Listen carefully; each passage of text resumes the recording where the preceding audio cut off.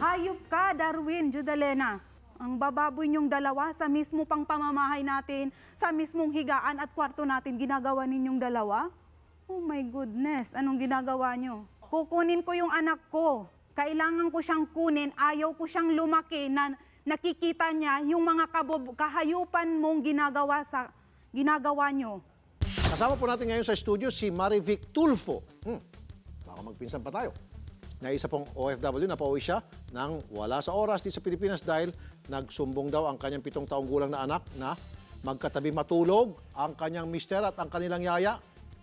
Uy, magandang tanghali po, ma'am. So, Magandang tanghali po. mismong anak nyo ang nagsusumbong Opo. sa mga nangyayaring hindi maganda sa bahay. Opo. Yan ang dahilan kung bakit ayaw mo na, gusto mo nang kunin yung bata Opo. para hindi siya ma-expose sa ganong klaseng kawalangyaan. Opo. Sabi mo nga. Okay, at magpinsan si Mister at si Opo, Yaya. magpinsang buo po sila. At yung bata nagsumbong sa inyo. Kailan po nagsumbong yung bata, yung anak nyo? 3 weeks, maybe 3 weeks. Sinabi ho diretsuhan yung Tinanong ko po siya. paano? Sabi ko sa kanya, "Nak, sabihin mo sa akin yung totoo. Anong nakikita mo sa kanila?"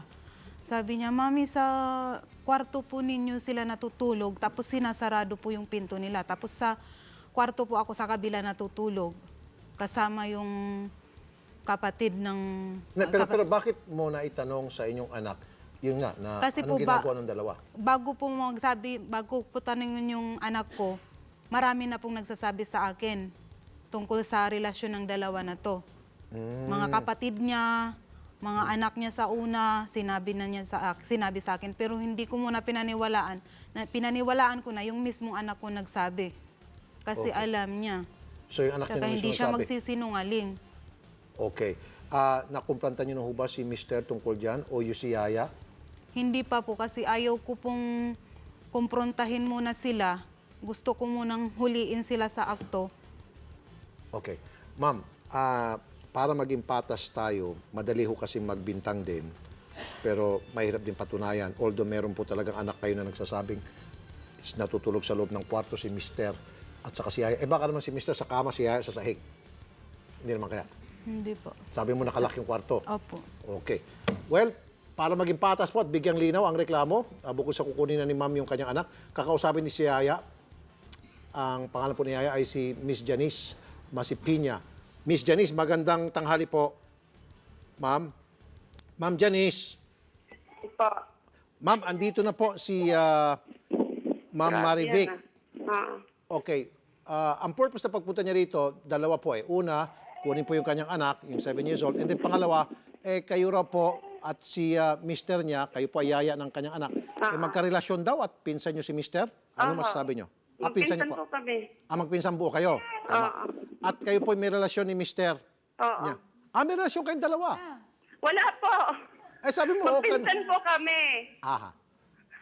Ano? Usapin ko nga yan. Sige, usap kayong dalawa. Hindi siya muna umuwi dito bago siya magreklamo dyan eh. Hello. Hello. Hello, Marivic? Hi. Bakit Bakit? ganyan ka? Oy, sandali lang. Ang Ikaw, dami ako, ng... Ako nga ano sa'yo, alam ko na kasi ang problema mo eh. Bakit pumunta ka pa dyan at hindi ka muna nakipag-usap dito sa amin kung anong problema mo? Ang dami kong nalalaman tungkol sa inyo. Pero pilit hindi kayo Kung ano man ang umaamin. nalalaman, may ebidensya ka ba sa amin? Oo, kasi paano Ano? kayo magbibigay ng ebidensya? Pilit nyong pinatago yung mga kaanuhan nyo. Anong kaanuhan? Nakakahiya ka, kausapin mo yung ano mo, yung... Sino yung kayo tatay nakakahiya? ng anak Ikaw ang mo. nakakahiya. Ikaw ang nakakahiya. Wala akong pakialam sa inyo. Kayo ang nakakahiyang dalawa. Mismo na yung anak ko nagsasabi, "Mami, sa kwarto niyo po natutulog si Tita Janice at saka si Darwin. Nakasarado po ang pintuan." At tapos ito pa si Carl. Sabi pa ni Carl, "Tita, kinausap po ako ni Papa. Ang mga nakikita ko, ang sabi ni Papa sa akin, Papa, ay anak, yung mga nakikita mo sa amin ni Tita Janice mo, wag mo na lang pansinin kasi matagal na kaming may relasyon." Okay, makasingit lang po, Ma'am Janice. Kayo ho at si pinsan nyo, pareho kayong natutulog sa isang kwarto. Oo, pag minsan po si Darwin sa paahan po namin kasi wala pong electric fan. Minsan, ha? Wala po kasing electric fan sa walang labas. electric. Kaya ganun, Dahilan nainitan po. At saka ting po ay yan ay madaling araw na po nauwi pag minsan po. Okay. So sa isang kwarto kayo natutulog dahil walang electric pan, tapos nakalak yung kwarto. Hindi naman po, bukas naman po. Aha.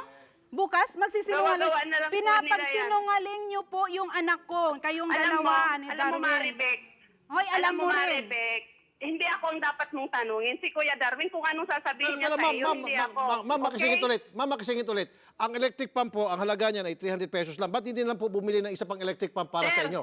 Sir, excuse Para me magkahiwalay po. ho kayo matulog, para nang sa gayon. Ma'am, para nang sa gayon, ma'am, maiwasan po yung mga chismis ng mga kapitbahay, mga kamag-anakan, at ng amo ninyo. Kasi hindi nga Excuse po, me po. ma'am, sandali lang po, hindi po nga maganda na si amo at saka si yaya sa isang kwarto po natutulog. Hindi po maganda Hindi po ako pakinggan. dapat yung kausapin yung ano po, yung lalaki po. Hindi po ako. Okay. Wala Okay. po kayong maano sa akin. Okay. Eh kaso po si lalaki na tumatago po sa inyong palda, ayaw po makipag-usap sa amin. Kayo pong pinapakiusap. Ay, hindi. Wala kayong maano, maririnig na sa akin. Tapos na po. Okay, sige po. Sige Sorry po, sir. Opo, sige, ma'am, last word na lang. Usap na lang kayo para matapos na.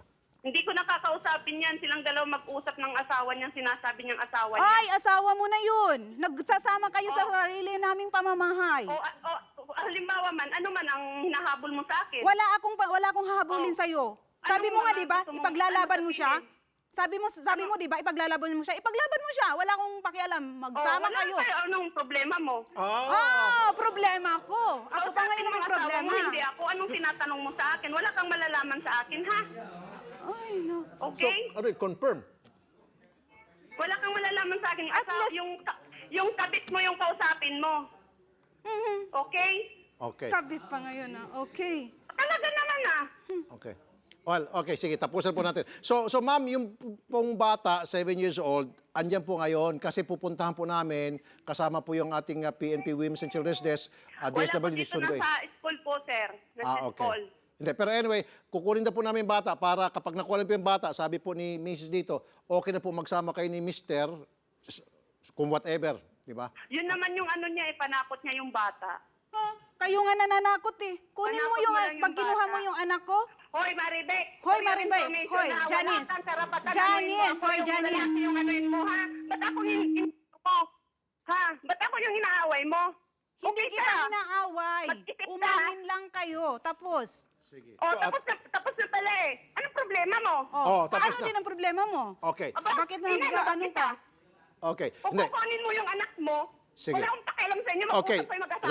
referee. Ma'am, kaya po namin kayo tinawagan kasi nga ang purpose ng pagpunta niya rito, dalawa nga po, nabanggit ko sa umpisa pa ng programa, yung gusto lang niya malaman kung talagang totoo na si Yaya at saka yung si Mister ay magkarelasyon at nasagot niya na po yan. Tapos pangalawa, yung pong makuha yung anak. So, at least, na-accomplish mo na yung gusto mong malaman. Nakuha mo na po natin informasyon na gusto mong makuha.